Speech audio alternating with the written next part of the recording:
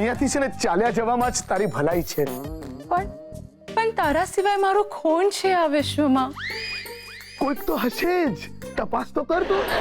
આવી રીતે પારકાના પલંગમાં પડ્યા રહેવાથી આવા પ્રશ્નોના જવાબ ક્યારેય નથી મળતા. એના માટે તો બહાર નીકળવું પડે. આ પલંગમાંથી, આ ઘરમાંથી બહાર નીકળવું પડે. હું છે ને, હું દિલથી તને ઓલ ધ બેસ્ટ કહું છું કે તારો જે કોઈ પણ હશે ને એ તને ચોક્કસ મળી જશે. તું મળતા જ મારી આ તલાશ પણ પૂર્ણ થઈ ગઈ છે દીવુ. હવે તો આ જ મારો સ્વર્ગ છે. જો સોનાલી રૂપાલીજી, મારી એક વિનંતી છે.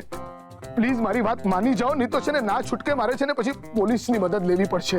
પછી પોલીસ આવશે, તને અરેસ્ટ કરશે અને તને જેલમાં નાખી દેશે. શું તું આખી તારી જિંદગી જેલમાં દળતા વિતાવશે? શું તું આવું કરવા માંગે છે તારી જિંદગી સાથે? પણ દળતા તો મને નથી આવડતું. અરે બહુ સિમ્પલ છે. જો આ મુઠ્ઠીમાં અનાજ લેવાનું અને પછી બીજા હાથે દળતા શું શીખવાડે છે તું? જો હું છે ને તને છેલ્લી વાર પૂછું છું કે તું આ ઘરમાંથી બહાર નીકળે છે કે નહીં? नहीं. मैं तुम्हें आखिरी बार पूछता हूँ कि तुम इस घर में से निकलोगी या नहीं? नहीं. मी तुला शेवटचं विचारतो की तू ह्या घरातनं निघणार की नाही? नहीं. मी भाषाમાં નથી સમજતી. પોલીસ સ્ટેશન, બીજું શું? ઓકે, જો હવે છે ને ના છૂટકે પોલીસ સ્ટેશન જવા સિવાય અમારી પાસે બીજો કોઈ રસ્તો નથી.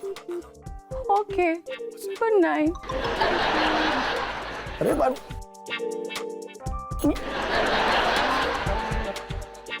चल ठीक है.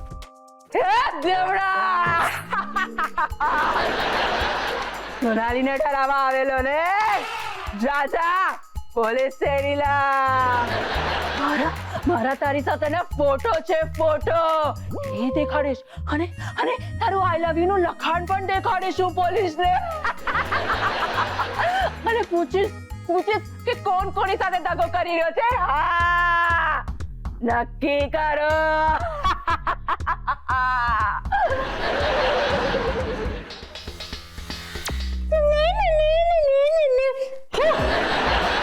ये गीता ई मारो फोटो છે, તું એના ઉપર થૂકે છે. ભલે હવે લાઈવ હવે ચમકી ગયો છે.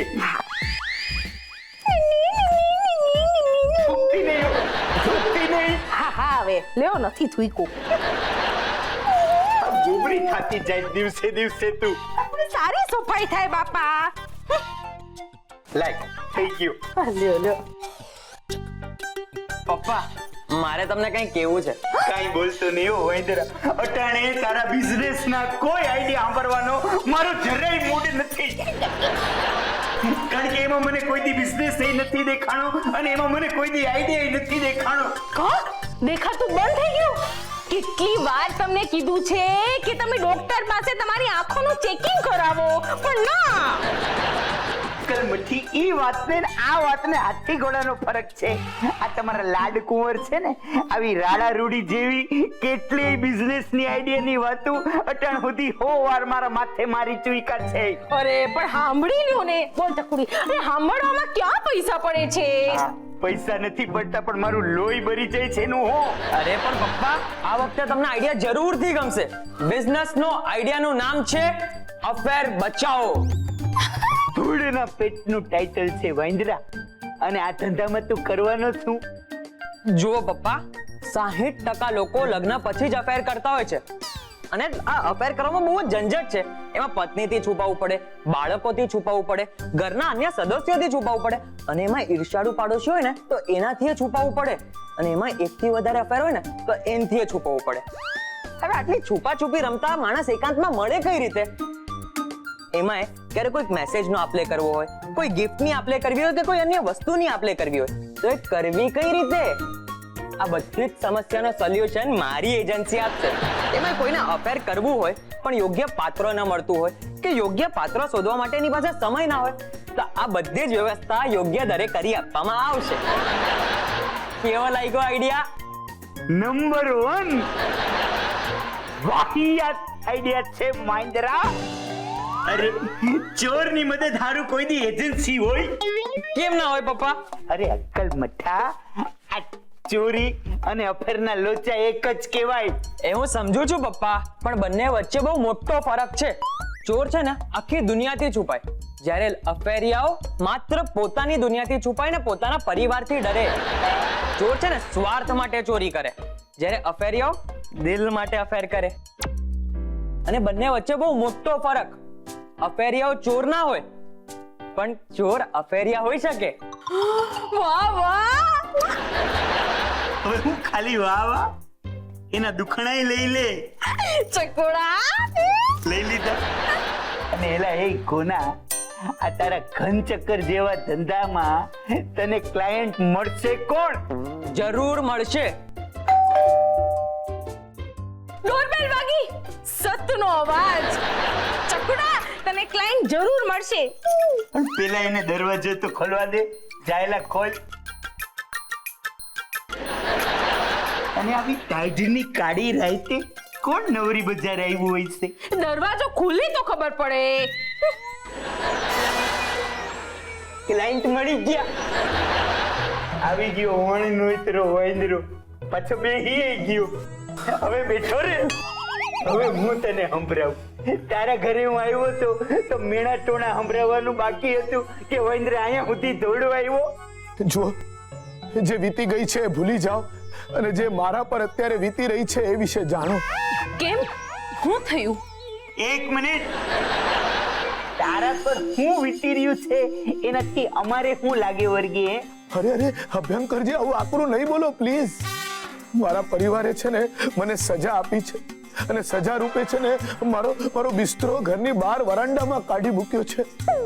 હવે ત્યાં સુવાય એવું નથી, કારણ કે મચ્છરો કે મારું કામ. પ્લીઝ મચ્છર બગાડવાની કોઈ ક્રીમ હોય તો આપો ને. આવી કઈ સજા હોતી હશે? વેવાઈ, અમારા પાસે ક્રીમ તો નથી, પણ તમારા ત્યાં મોરંડામાં ન સુવાય. તમે અહીંયા આવતા રહ્યો. એટલે કે ચારુનો રૂમ ખાલી જ પડ્યો છે, ત્યાં નિરાંતે હુઈ જાઓ તમે. વેવાણ, તમારો ખૂબ ખૂબ આભાર. એક મિનિટ. ગીતા, ઓળાને છે ને આપણે આશરો ન આપી શકીએ હો. કેમ? અરે હું કેમ? આ માણસ કેટલો જ્ઞાની અને કેટલો હોશિયાર છે, અને એના હિસાબે આપણે લોકો થાવ ડોબા છીએ. એટલે આપણે હવે આ ડોબાઓએ આની હોશિયારીથી કંઈક શીખવું તો જોઈએ ને. ભયંકર, મારા વખાણ ફરી ક્યારેક કરશું, પણ હાલમાં લે પતી ગયા હો વખાણ. હવે બોલ, કોણે સજા કરી છે તને? મારા પરિવારે. કોને આપી? મને. એટલે આ કોનો અંગત મામલો થયો? તમારો. મારો કેવી રીતે? કેમ, તમે જ તો કહ્યું હતું ને કે તમે મને પારકો નથી ગણતા એટલે. પણ ઈ તો છે ને, હું તારી ઘરે જઈએ તને સમજાવવા આવ્યો તો ને, વાંદરા તઈએ નહોતો ગણતો. પછી તે જ મને ત્યાં સમજાવ્યું હતું કે પારકાના લોચામાં માથું નહીં મારવાનું, એમ કરીને ઘરની બહાર તગેડી મૂક્યો તો યાદ છે ને? અભ્યંકર સાહેબ, એ વિશે હું તમારી માફી માંગુ છું પ્લીઝ. પણ મારી પાસે એક્સ્ટ્રા નથી, નહીતર માફી આપી દે. હાલ હવે ઓય લીટી થઈ જા. વેવાઈ ના, મચ્છર તો મચ્છર મુઆ કૂતરા બચારાને હેરાન કરશે. કુતરા! ગીતા, હારું થયું યાદ કરાવ્યું હો. એલા સંદીપડા, તું છે ને આજે ઘણા બધા બિસ્કિટના પડીકા ઉપાડતો આવજે હો. બિસ્કિટ? કેમ? આજે રાતે છે ને કુતરાઓને ઘણું બધું કામ કરવાનું છે, એટલે એ બધાય બિસ્કિટના પડીકા હું કુતરાઓને ખવડાવી દઈશ. અને એલા હજી અહીંયા જ મર્યો છે. હડ! વેવાઈ, ઉભા રહો. અને ઘરે આવેલા વેવાઈ સાથે આમ વર્તાય? હું એનો વેવાઈ થાવ ને, હું એની ઘરે ગયો તો આ વેવાઈએ અરે હું કર્યું તું યાદ છે ને? એલા એ દરવાજો ઓલી તરફ છે.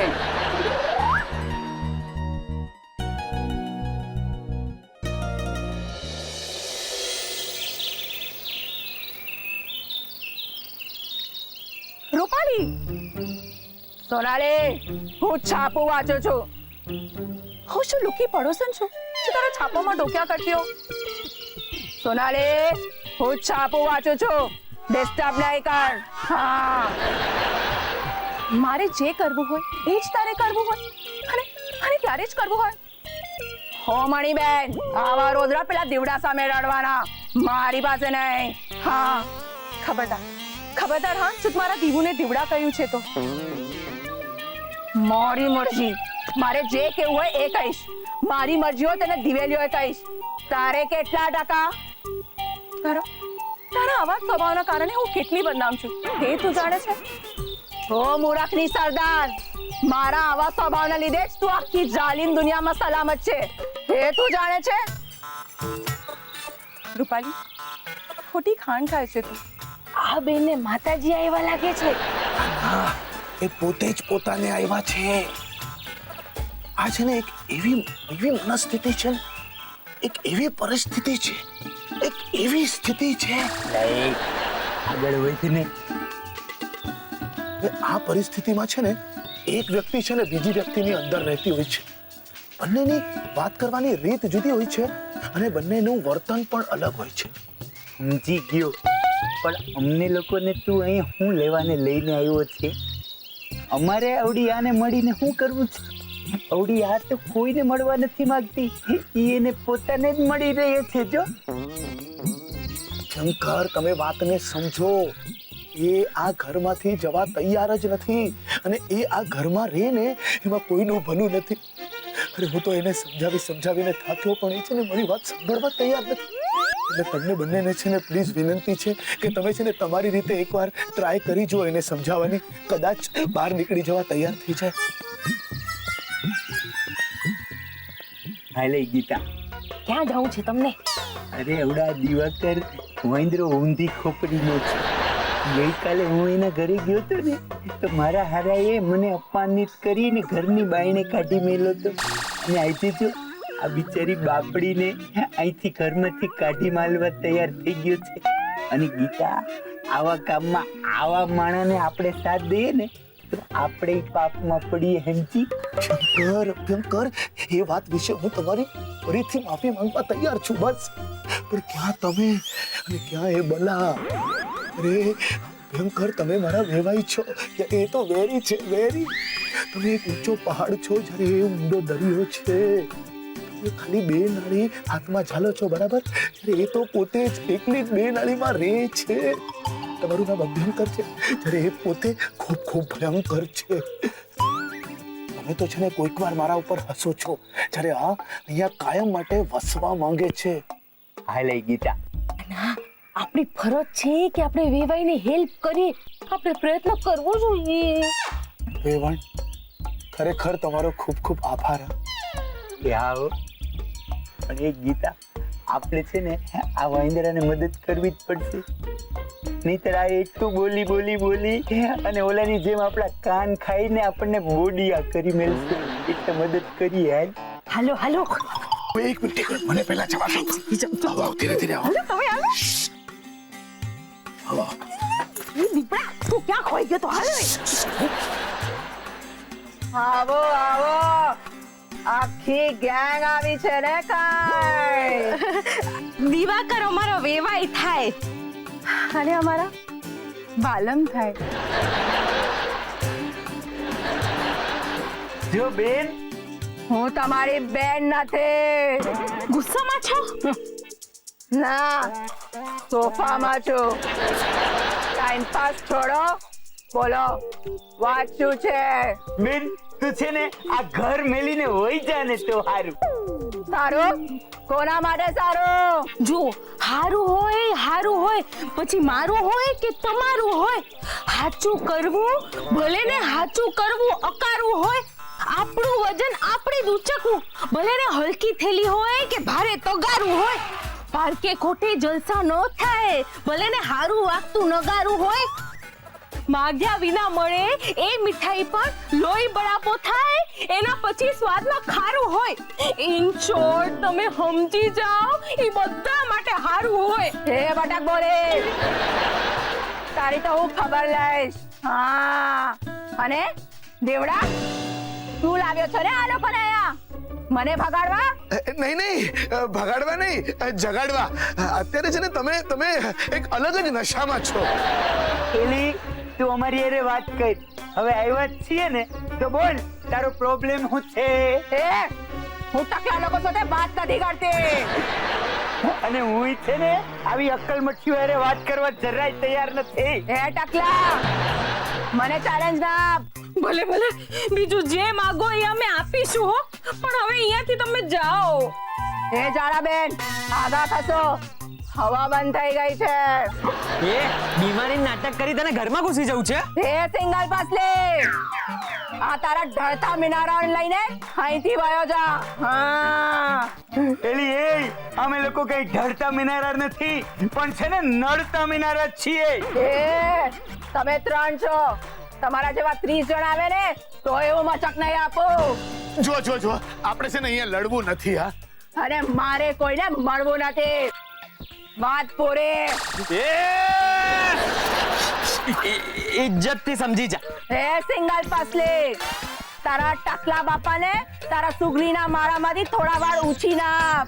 હા જાડાબેન તમારા ચરબીના પોટલામાંથી થોડી ચરબી તમારા કુંવરને આપો તો 3 જણ એકદમ ઇજ્જતદાર દેખાશો. હા એલી એ માંજરી તું બહુ બોલે છે હો. તો શું બગાડી લેશે કોઈ મારું? બોલો. બાયડી ઉપર છે ને હાથ ન ઉગામાય, અને અહીંયા તો પછી બે જણીયું છે.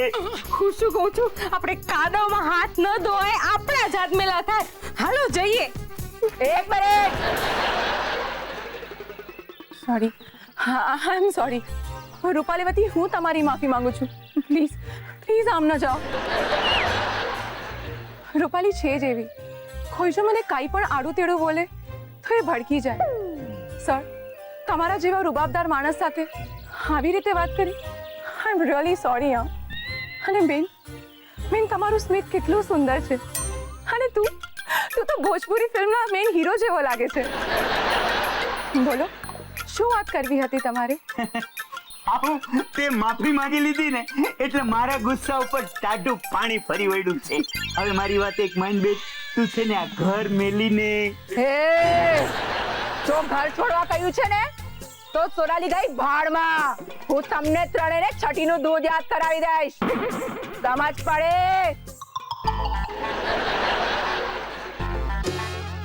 બોલો, તમે લોકો કઈ કહેતા હતા? અમે લોકો તો પાછા ઘરે જ વયા જતા હતા. હું છે ને આ કેસ સિવિલ નથી પણ ઇવિલ છે. ઈવિલ એટલે? ઇવિલ એટલે જો હજી કોઈ આવવાનું છે મને સમજાવવા? હવે તો હું જ સમજાવું છું, એટલે કે હું જ જાઉં છું. હું જવા દઈશ ત્યારે ને. હા, પણ જો પાછળ પેલીને ડરાવતા નહીં.